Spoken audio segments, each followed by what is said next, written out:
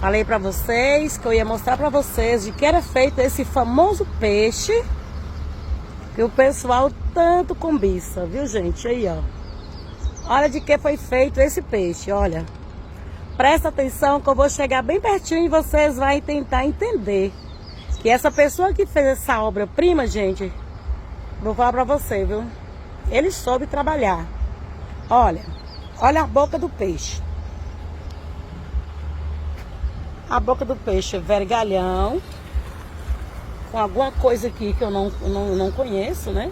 Alguma coisa de moto, com certeza. Depois disso aí vem várias pecinhas, olha. Parafuso. Vem cataca. Essa coisa aqui, ó. De porta. Vem muita novidade, ó. Muitas e muita novidade mesmo. Uma coisa que eu encontrei aqui, ó. Até, ó. Isso aqui acho que é de bicicleta, se não me engano. Gente, a outra coisa aqui, olha. Uma enxada. Um cadeado. Coisa de louco, né, galera? Coisa de louco mesmo. Aí, ó. Só a cabeça do peixe, olha. Foi feito de várias peças. Agora vem o corpo do peixe. Olha de que o corpo do peixe foi feito, gente. Corrente de bicicleta. Que lindo, olha. Agora uma coisa que o povo só mostra a frente do peixe, um lado do peixe, né? Olha aí, ó. As nadadeiras também, toda de corrente, né? O cabo toda de corrente também, aí, ó, toda de corrente.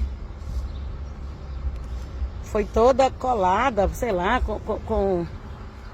Agora vamos embora ver o outro lado da moeda. Vamos embora ver o outro lado da moeda. Muito bem. Alguém já mostrou o outro lado da moeda? É. Agora, o que é isso aqui eu não posso te falar, né, galerinha? Porque, ó, você vê, ó. Eu não sei de que é isso aqui, ó. Isso aqui eu não conheço de qual peça foi feito esse outro lado do peixe.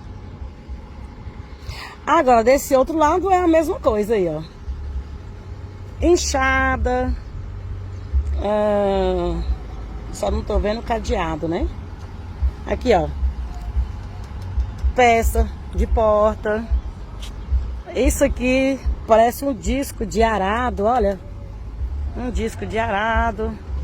Galera, o pessoal é muito criativo, né? E vamos seguindo aqui, né? Para nossas aventuras.